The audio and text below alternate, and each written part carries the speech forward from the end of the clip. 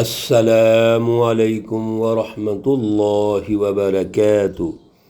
اعوذ باللہ من الشیطان الرجیم، بسم اللہ الرحمن الرحیم۔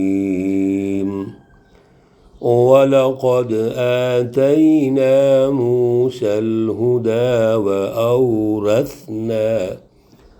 وَأَوْرَثْنَا بَنِي إِسْرَائِيلَ الْكِتَابَ هُدًى وَذِكْرَى لِأُولِي الْأَلْبَابِ۔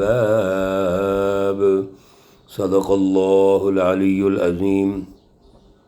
اللہم صل علی سیدنا ومولانا محمد النبی الأمی وعلى آلہ واصحابہ وبارک وسلم وصلی علیہ۔ معزز سامعین و سامعات، سورۃ المؤمن پارہ نمبر 24، آیات مقدسہ نمبر 53 اور 54 ہے۔ اللہ رب العزت ان آیات کا فہم اور شعور عطا فرمائیں اور عمل کی توفیق اور صلاحیت عطا فرمائیں۔ گزشتہ درس میں اللہ رب العزت نے بہت اہم رہنمائی ارشاد فرمائی تھی اور ایک پالیسی سٹیٹمنٹ جاری فرمائی کہ ایک طرف وہ لوگ ہیں جو اللہ رب العزت کی جماعت ہے، حزب اللہ، سچی جماعت، اللہ کے رسول اور ان کے ساتھی، ان کے صحابہ، اور دنیا کے اندر وہ اللہ کی رٹ کو غالب کرنے کے لیے جد و جہد کرتے ہیں، اللہ کی فکر اور فلسفہ غالب ہو جائے، اللہ رب العزت کا اعلیٰ نظریہ غالب ہو جائے، اور پھر ان کا جو مشن ہوتا ہے وہ انسانیت کو غلامی سے نکال کر اللہ کی غلامی میں لانا، انسانیت سے ظلم ختم کرنا، ہر قسم کا کفر، شرک اور منافقت سے پاک ایک معاشرہ تشکیل دینا، یہ ان کا جو مشن ہے۔ اس مشن کی وجہ سے اور اعلیٰ فلسفی کے رٹ کی وجہ سے اللہ رب العزت ان کو دنیا میں غالب کریں گے، دنیا میں کامیاب کریں گے۔ سورۃ النور میں اللہ رب العزت نے اس طرح ارشاد فرمایا، وعد اللہ الذین آمنوا منکم وعملوا الصالحات لیستخلفنہم فی الارض۔ اللہ رب العزت کا وعدہ ہے مومنین متقین کے ساتھ، حزب اللہ سچی جماعت کے ساتھ، لیستخلفنہم فی الارض، زمین میں خلافت، حکومت، اقتدار سچی جماعت کو ملے گا۔ یہ اقتدار میرے عزیزو جو اس سچی جماعت کو ملتا ہے وہ ان کا ذاتی اور انفرادی مقصد نہیں ہوتا، بلکہ اللہ کی رٹ کو قائم کرنے کے لیے اقتدار ہوتا ہے، کیونکہ رٹ ہمیشہ اقتدار سے قائم ہوتی ہے۔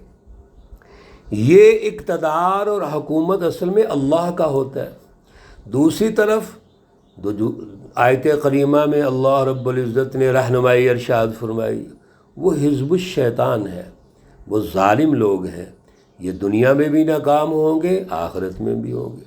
اللہ رب العزت نے پیچھے بھی حضرت موسیٰ علیہ السلام کے عنوان سے، ایک سچی جماعت کے عنوان سے ہمیں یہ بات سمجھائی تھی، اور یہاں پھر اللہ ارشاد فرماتے ہیں، وَلَقَدْ آتَيْنَا مُوسَى الْهُدَى۔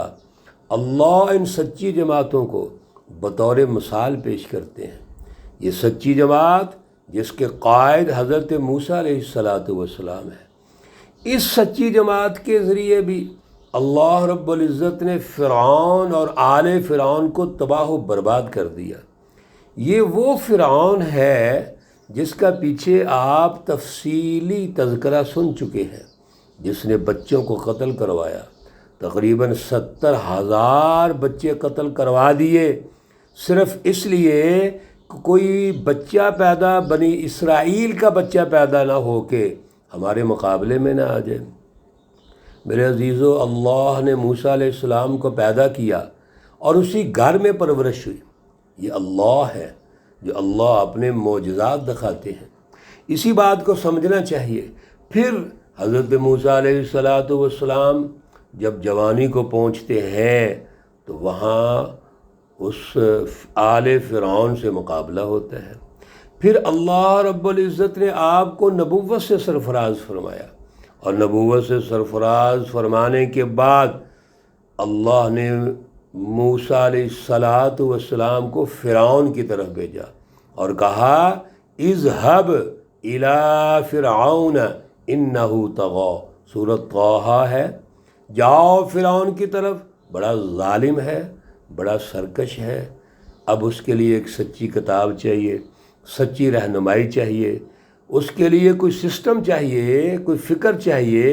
اللہ فرماتے ہیں وَلَقَدْ آتَيْنَا، اور البتہ تحقیق ہم نے دی موسیٰ علیہ السلام کو الہدا، سچی رہنمائی، وہ اعلیٰ فکر اور فلسفہ جس کی بنیاد پر فرعون کا مقابلہ ہونا ہے، آل فرعون کا مقابلہ ہونا ہے، وہ ہے الہدا۔ وَأَوْرَثْنَا بَنِي إِسْرَائِيلَ الْكِتَابَ، اور ہم نے وارث کیا بنی اسرائیل کو الکتاب، کتاب تورات کا۔ حضرت موسیٰ علیہ السلام کو وہ اعلیٰ فکر اور فلسفہ دیا، اعلیٰ سسٹم دیا۔ میرے عزیزو یاد رکھو، دنیا کے اندر آج بھی اور قیامت تک کوئی بھی سسٹم جب غالب ہوگا تو اس کے پیچھے فکر اور فلسفہ ہوگا۔ اللہ رب العزت جو ہمارا سماجی نظام بنانا چاہتے ہیں، سیاسی اور معاشی نظام بنانا چاہتے ہیں، اللہ رب العزت جو روابط کا نظام بنانا چاہتے ہیں، سوشل کنٹریکٹ پر انسانی سماج کی تشکیل کرنا چاہتے ہیں، اس کے پیچھے جو فکر ہے، رہنمائی ہے، وہ اللہ کی ہے۔ اور یہاں پر موسیٰ علیہ السلام کو اللہ رب العزت نے تورات عطا فرمائی، اور آپ کے بعد آپ کے وارث بنی اسرائیل اس تورات کے وارث بنتے ہیں، سچی رہنمائی کو آگے لے کے چلتے ہیں اور اس کو غالب کرتے ہیں۔ ہدن و ذکریٰ لأولی الالباب، دو الفاظ بڑے اہم۔ یہ جو الکتاب تورات ہے، اس میں پہلی چیز کیا ہے؟ ہدن، ہدایت ہے، رہنمائی ہے۔ دوسرا ذکریٰ، اور اس میں سمجھنے والی باتیں ہیں، سمجھانے والی عقل ہے۔ دو چیزیں، ایک سچی رہنمائی یعنی فکر اور فلسفہ، دوسرا سائنس، کہ جب بھی آپ نے عملی نظام تشکیل دینے ہیں، ان عملی نظاموں کی تشکیل میں آپ کو مشکلات آ سکتی ہیں، رکاوٹیں آ سکتی ہیں، مسائل آ سکتے ہیں، الجھنیں آ سکتی ہیں، ان کا حل کیا ہے؟ وہ ذکریٰ ہے۔ اللہ رب العزت نے یہ ذکریٰ اور ہدا کس کے لیے کیا؟ لِأُولِي الْأَلْبَاب، عقل والوں کے لیے کیا۔ میرے عزیزو یاد رکھو، دنیا کے اندر ہر رکاوٹ کو دور کرنا، ہر مسئلے کا حل پیش کرنا، یہ کون کرتے ہیں؟ عقل والے کرتے ہیں، جو غور و فکر کرتے ہیں، جو سوچتے ہیں۔ اسی کو سائنس کہتے ہیں۔ سائنس اصل میں ہے یہ کہ اللہ کی سچی رہنمائی کو غالب کرو، اور اللہ کے وسائل قدرت جو زمین اور آسمان سے آ رہے ہیں، ان تمام تر وسائل کو تمام انسانیت کے لیے عدل کی بنیاد پر پہنچاؤ۔ کسی پر معمولی سا بھی ظلم نہیں ہونا چاہیے، کسی کا حق نہ چھینا جائے۔ حقوق انسانیت کی بنیاد پر تمام انسانوں کو ان کا حق ان کی دہلیز پہ ملنا چاہیے، خواہ وہ مسلمان ہے یا غیر مسلم ہے۔ کسی رنگ، نسل، مذہب، کسی کی گنجائش نہیں، سب اللہ کی مخلوق ہے، الخلق عیال اللہ۔ اور سب کے لیے آسانیاں پیدا کرنا، سب کے لیے اللہ رب العزت کی رٹ کے غلبے کے بعد سب کو ایک سمجھنا، وحدت انسانیت کی بنیاد پر، اور عدل کا نظام قائم کرنا، ان کو ترقی دینا، مشکلات میں آسانیاں پیدا کرنا، یہ ہے ہدن اور ذکر، اور یہی سائنس ہے۔ اصل میں سائنس ایجادات کا نام ہے، اللہ کے وسائل کی دریافت کا نام ہے۔ اللہ کے وسائل کو دریافت کر کے عدل اور مساوات کی بنیاد پر سب کو ان کی دہلیز تک پہنچانے کا نام ہے۔ حکومت بھی اسی کا نام ہوتا ہے۔ یہ جو آج کی حکومتیں ہیں یہ تو فرعونی اور نمرودی حکومتیں ہیں، جس میں عوام کے حقوق سلب ہو رہے ہیں، عوام پر استحصال ہوتا ہے، ان کو استعمال کیا جاتا ہے۔ اور کل کے پچھلے جو درس ہے، پچھلے رکوع میں آپ میرے عزیزو سن چکے ہیں کہ یہ ظالم حکمران جو عوام کو استعمال کرتے ہیں یہ جہنم میں ہوں گے۔ اور یاد رکھیے جو عوام استعمال ہوگی وہ بھی جہنم میں ہوگی۔ آج شعور حاصل کرو، ذکرٰ لأولی الالباب، عقل مند بنو، ان ظالم حکمرانوں کے لیے استعمال نہ ہو۔ اللہ کی آواز سنو، اللہ کے رسولوں کی آواز سنو اور لبیک کہو، اور اپنی فکر اور فلسفہ درست کرو، نظریہ درست کرو، اور پھر اسی کے مطابق اپنا سماجی نظام، اپنا سیاسی نظام، اپنا معاشی نظام بناؤ۔ اس میں اللہ کی رٹ ہوگی اور اس میں امن و امان ہوگا، خوشحالی ہوگی اور ترقی ہوگی۔ اللہ رب العزت ہمیں توفیق عطا فرمائیں۔ کل بھی ہم نے یہ دعا کی تھی اور آج پھر دعا کرتے ہیں۔ راول پنڈی سے ہمارے عزیز جناب فاروق صاحب ہیں، ماشاءاللہ درس میں بڑی دلچسپی لیتے ہیں، حصہ لیتے ہیں، اکثر لوگوں کو شیئر کرتے ہیں۔ اور ان کے چھوٹے بھائی رؤوف صاحب، وہ بلّہ جی عرف بلّہ صاحب، ان کا بیٹا زبیر وہ وفات پا گیا ہے۔ اور یہ زبیر جو بیٹا ہے یہ عرصہ 2.5-3 سال سے ایک حادثے میں زخمی ہو گیا تھا۔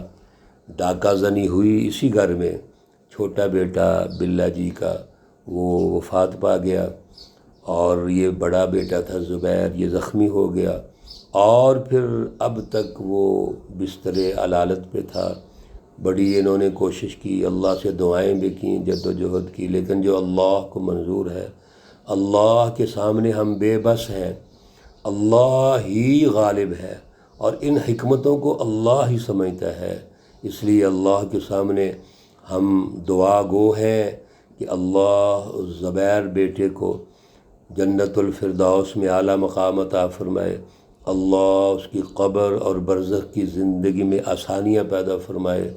جو بیماری اس کو آئی، جو اس پر حملہ ہوا، زخمی ہوا، جتنی دیر میں وہ بیمار رہا ہے، اللہ اس کو نجات کا ذریعہ بنائے۔ رسول اللہ صلی اللہ علیہ وسلم کا ارشاد ہے، ایک کانٹا بھی کسی کو چبھتا ہے اللہ اس کے گناہ معاف کرتے ہیں، اور جو اتنی لمبے عرصے بستر علالت پہ رہے تو یقیناً اللہ اس کو معاف فرمائیں گے۔ ہم سب دعا گو ہیں اس کے لیے، اس کی نجات کے لیے، آخرت کی کامیابی کے لیے، اور اس کے والدین، لواحقین، بہن بھائی، عزیز و اقارب، خصوصاً جن کا قریبی تعلق ہے، اللہ ان کو صبر جمیل عطا فرمائے۔ اللہ رب العزت تمام بیماروں کو شفائے کاملہ عاجلہ مستمرہ عطا فرمائے۔ اللہ رب العزت تمام مرحومین و مرحومات کو جنت الفردوس میں اعلیٰ مقام عطا فرمائے۔